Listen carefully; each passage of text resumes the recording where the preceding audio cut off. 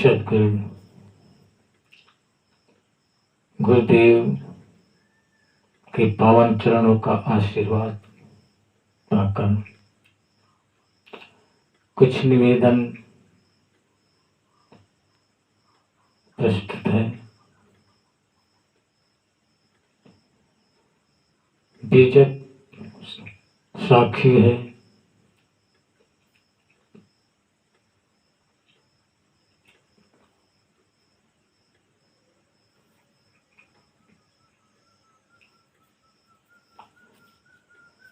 जिन खोजा तिन पाया, गहरे पानी बैठ, जो बपुरा डूबन मरा, रहा किनारे बैठ। साहब कहते हैं कि जो किसी काम पर अपनी आत्मबल को गिराता नहीं है,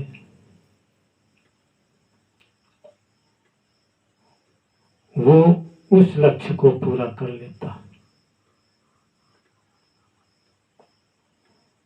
जैसे समंदर है और समंदर में मोती हमें ढूंढना है, तो मोती वही ढूंढ सकता है जो समंदर के अंदर जाकर के डुबकी लगा सके और मरने से निर्भय हो जाए। ये न सोचे कि मैं डूब जाऊंगा या मर जाऊंगा।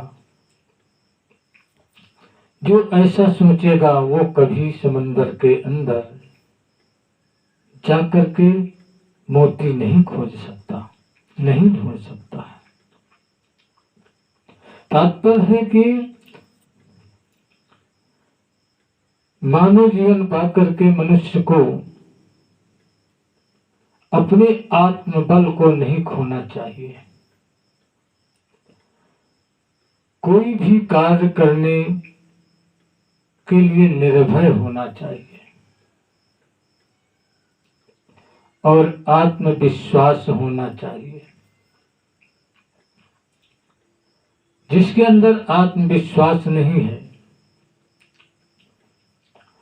और संशय बना रहता है कि मैं जो कार्य करने जा रहा हूं उस कार्य में सफलता मिलेगी या नहीं मिलेगी, मेरा लक्ष्य पूरा होगा या नहीं होगा, कहीं ऐसा ना हो कि मैं अपने लक्ष्य पे ना जा पाऊं, ना पहुंच पाऊं, या मेरा कार्य कहीं बिगड़ जाए तो मैं घाटे में चला जाऊंगा, मेरा नुकसान हो जाएगा। जो ऐसा सोचता है उसका कभी लक्ष्य पूरा नहीं होता, कभी वो उस कार्य को कर नहीं पाता है। गीता में कहा, निश्चयात्मिका बुद्धि के रे कुनंदन बहुशाखा थी। जो जिसके अंदर निश्चय होता है, एक बुद्धि होती है, वही उस कार्य को कर पाता है। जिसकी बुद्धि भटकती रहती है, इधर उधर भागती रहती है, कभी कुछ करने की सोचती है, फिर कुछ करने की सोचती है, फिर कुछ करने की सोचती है, वो कभी अपने लक्ष्य को न पा सकता है न पाएगा, क्योंकि वो भटक रहा है। उसने अपने मन को एकाग्र नहीं किया, उसने एक काम के लिए अपना मन नहीं लगाया और इधर उधर भटक रहा है।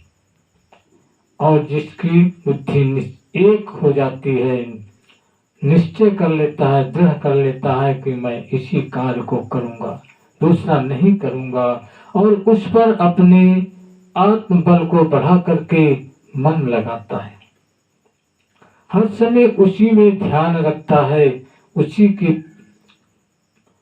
सफलता के लिए सोचता रहता है, विचार करता रहता है, वो व्यक्ति उस कार्य को अवश्य पूरा कर लेता है, अवश्य उस लक्ष्य को पा लेता है।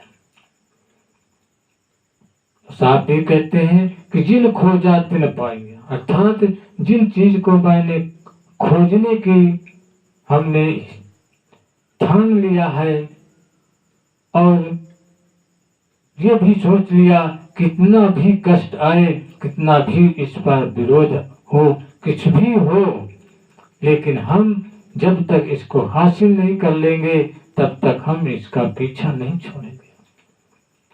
कितना भी नुकसान हो लेकिन फिर भी हम इसका पीछा नहीं छोड़ेंगे।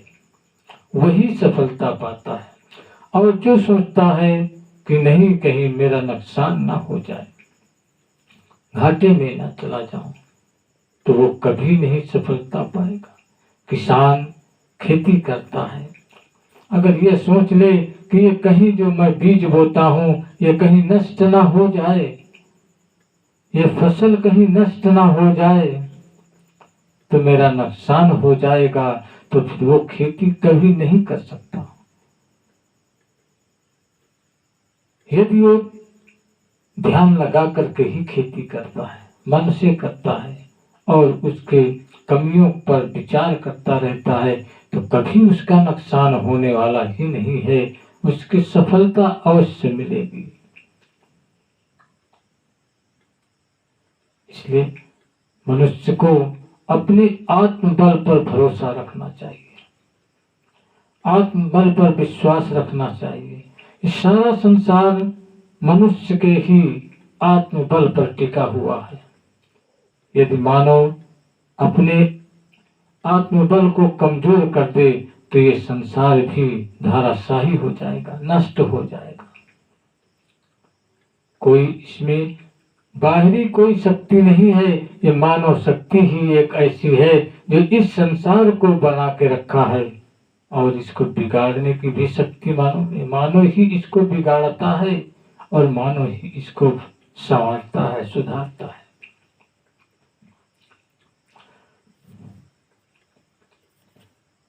यदि कोई बाहरी शक्ति होती तो इस मनुष्य क्या कर सकता था?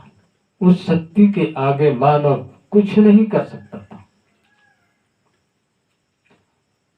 इसलिए मानव की ही ताकत से, मनुष्य के ही आत्मबल से संसार के सारे कार्य होते हैं, और जिसके अंदर का आत्मबल गिर जाता है वो फेल हो जाता है।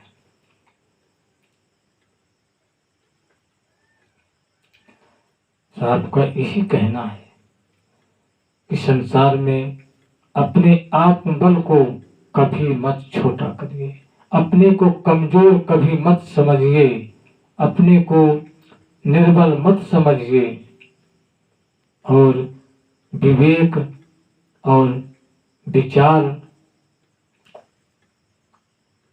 से पूर्ण रूप से कार्य करिए।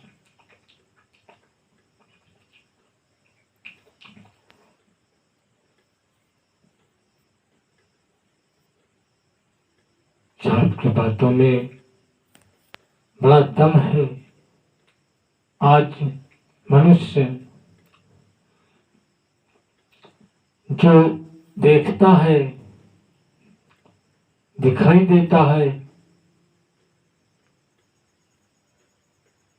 वो अपने अपने कार्यों में लगा हुआ है और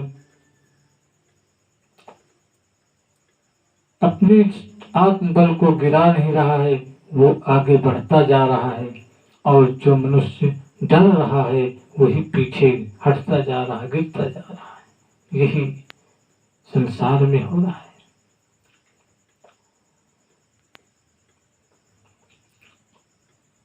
सबसे बड़ी बात होती है उठना है तो झुकना पड़ेगा, बिना झुके कोई उठ नहीं सकता है। इसलिए संसार में उठने के लिए झुकना पड़ेगा, सबसे छोटा बनना पड़ेगा।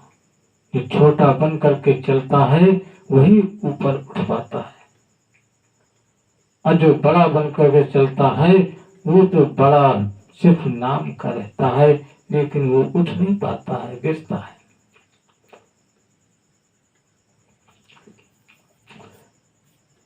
सांप की बातों पर ध्यान देना चाहिए।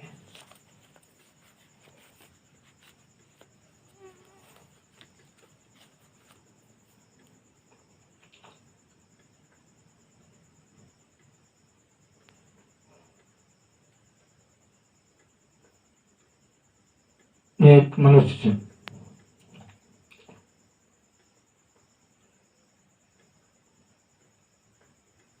संत अपना आत्मबल बढ़ा करके तपस्या में लग जाता है और सब कुछ भूल जाता है, सब खो देता है, कुछ नहीं देखता, कुछ नहीं सोचता क्या होता है उसके साथ, अपने लक्ष्य की ओर ही उसका मन लगा रहता है। भूख प्यास सब उसका मिट जाता है, तो वो तपस्या उसकी सफल हो जाती है। और जो पहले से ही विस्मय में रहता है,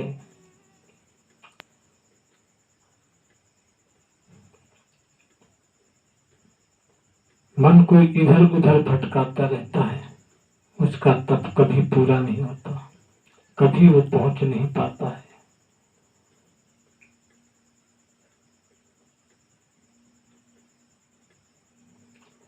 इसलिए साहब ने कहा है,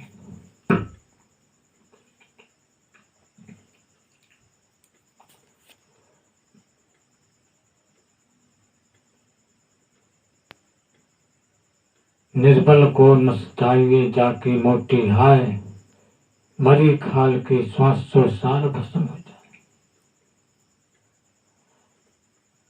कभी किसी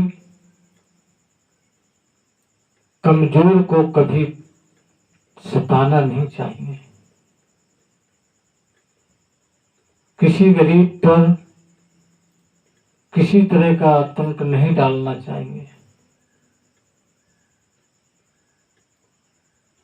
उसको सदैव सामर्थ्य हो तो उठाने की कोशिश करें, क्योंकि उसकी अंदर से जो निकली हुई आवाज है, शब्द है, वो नुकसान कर सकती है। जैसे मरी हुई खाल है, उसके अंदर की श्वास से लोहा भस्म हो जाता है, जल जाता है। मरी खाल और निर्बल में अंतर कुछ नहीं होता है। जो निर्बल होता है वो भी मरा हुआ ही होता है, लेकिन उसकी श्वास में उतनी शक्ति होती है, उसकी आवाज में उतनी ताकत होती है जितनी कि एक मरी खाल में होती है। जब वो मरी खाल धोखनी बन जाती है तो लोहे को जलाकर राख कर देती है। ऐसे वो निर्बल जब वो भी अपने आप पर आ जाता है और सोच लेता है कि मैं तो मरा हुआ ही हूं, तो वो फिर मरने से डरता नहीं है, उसकी हाय सबको लग जाती है। आप कहते हैं कभी किसी निर्बल को मत सताओ, कभी किसी को किसी तरह का मत तकलीफ दो। हो सके तो सहायता करे, ना हो सके नहीं सहायता कर सकते तो उसका नुकसान भी न करे। उसका नुकसान करना अपना नुकसान होता है। विवेक से सोचे, विचार कर देखे, सोचे।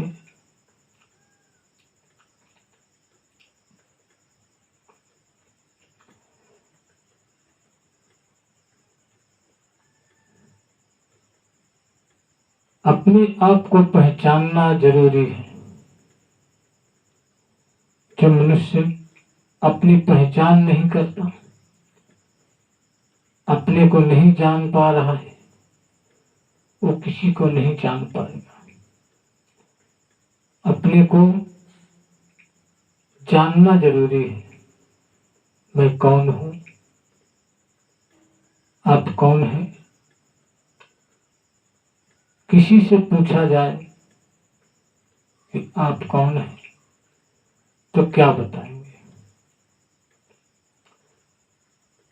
नाम बताएंगे, शरीर बताएंगे, जात बताएंगे, निवास बताएंगे, यही बताएंगे।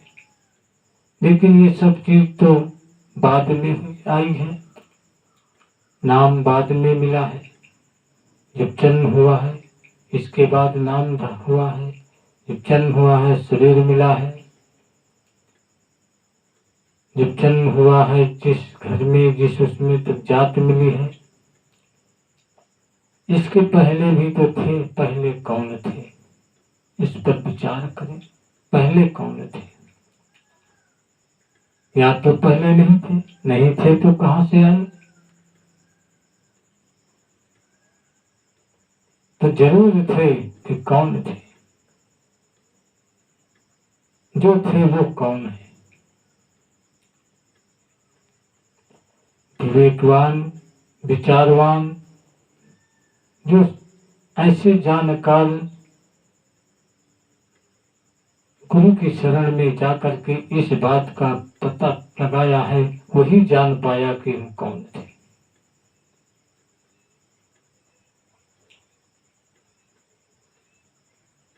इस शरीर में निवास करते हुए पूछा जाए कि तुम कहाँ रहते हो, इसमें किस जगह हो, तो शायद नहीं मालूम होगा। इतना जानते हैं कि इस देह में है, लेकिन विचार करें तो ना हम शरीर के रोए हैं, ना हम शरीर के चमड़ा है, ना हम हाड़ है, न मांस है, न खून है, न अस्थियां है, न पेशाब है। इसके अलावा इस शरीर में है क्या? लेकिन हम है जरूर, तो कहाँ है, कौन है? विचार करें, कौन है?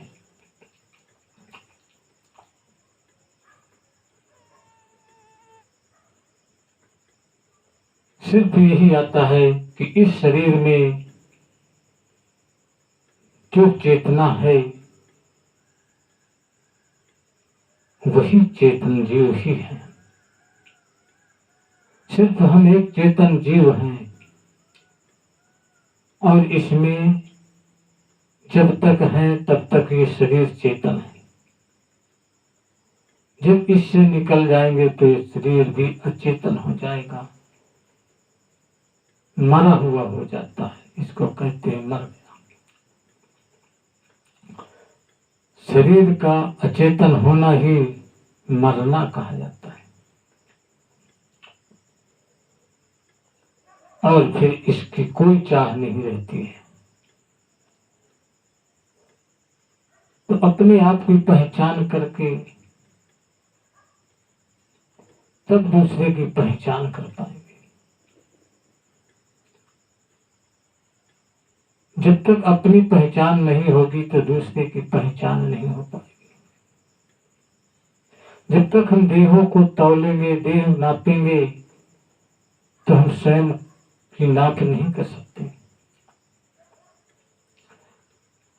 परिवर्तनशीलता है, छोटा बड़ा है, काला गोरा है, मोटा पतला है, ये सब शरीर का है, देह का है, चेतन जीव का नहीं है। चेतन जीव तो सब में एक समान है और हम चेतन जीव हैं, तो सब में जो चेतन जीव है वो हमारे ही समान है, हमारे ही बराबर का है, ना हमसे छोटा है ना बड़ा है। जो छोटा बड़ा है वो तो नाशवान है, नष्ट हो जाता है, उसके लिए क्यों परेशान होते हैं, क्यों सताते हैं किसी को? उसके लिए कभी सताना नहीं चाहिए। इसलिए सबसे पहले अपने आप को जानना चाहिए। बाहर की दुनिया में सब कोई भगता है, लेकिन अंदर की दुनिया में बिरला ही जाते हैं, संत ही जाते हैं, विवेकी ही जाते हैं अंदर की दुनिया में। जो अंदर की दुनिया में जाकर के देखता है तो वास्तविकता उसी को मिलती है। बाहर की दुनिया का देखने वाला अंदर नहीं देख सकता है, और अंदर की दुनिया को देखने वाला जो अंदर रहता है वो सबको देख सकता है। संत लाल जी कहते हैं कि जो एक रूम के अंदर बैठ करके रूम के अंदर की सब चीजों को देख लेगा, लेकिन और रूम के बाहर खिड़की से भी देख लेगा, लेकिन जो रूम से बाहर होगा वो तो बाहर ही देखेगा, लेकिन अंदर नहीं देख सकता। इसलिए यदि वास्तविकता को देखना है बाहर की, तो अपने अंदर प्रवेश करके देखो, अंदर बैठ करके देखो, तो तुम्हें बाहर और भीतर का राज्य मिलेगा। सच्चाई क्या है तब मिलेगी। साहब भी कहते हैं जिसे तू खोज रहा है वो तो तेरे पीछे रह गया है, तू आगे बढ़ चुका है। अगर उसे पाना चाहता है तो तू पीछे मुड़कर देख, रुक और पीछे देख। यहाँ रुक जाएगा, पीछे देखने का मतलब है कि वो तो तेरे अंदर है, तो अंदर देखकर अपने आप अंदर जा, आत्मा में जा, आत्मा में जा करके देख, तू तुझे सब कुछ दिखेगा। इसलिए मनुष्य को अपनी पहचान करना चाहिए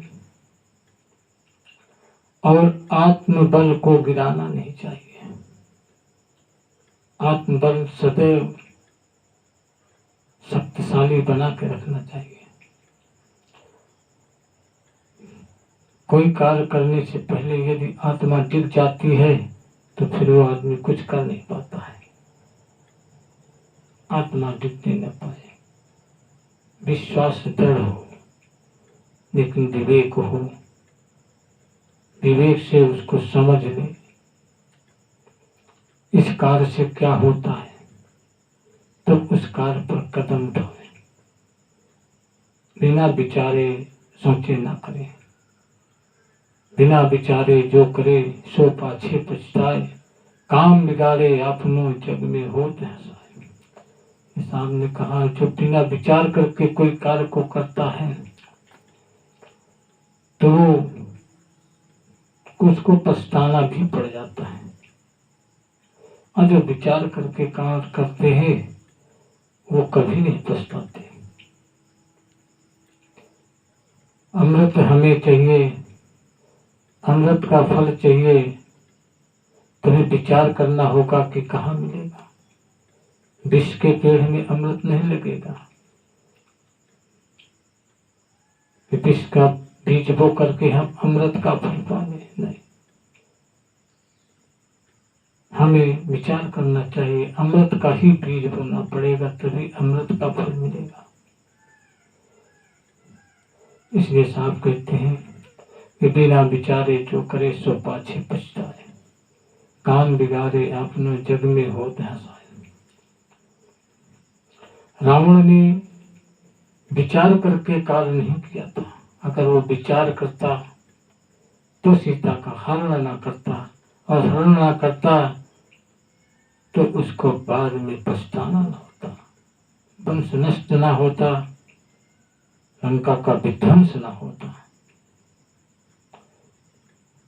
जब विचार आया, समय बीत चुका था, अहंकार ने उसको क्षमा मांगने से इनकार कर दिया, विनाश हो गया। इसलिए किसी कार्य को करने से पहले विचार कर लेना चाहिए।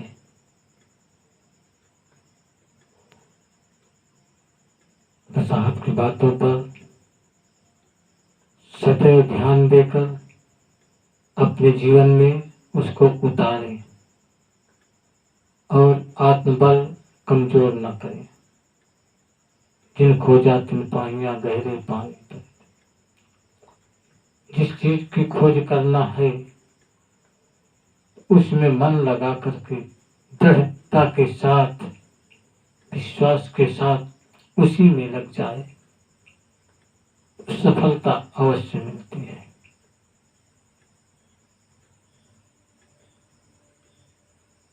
बस इन्हीं शब्दों के साथ अपनी वाणी का विराम। शाहे बंदगी, शाहे सतगुरु, सतगुरु, शाहे।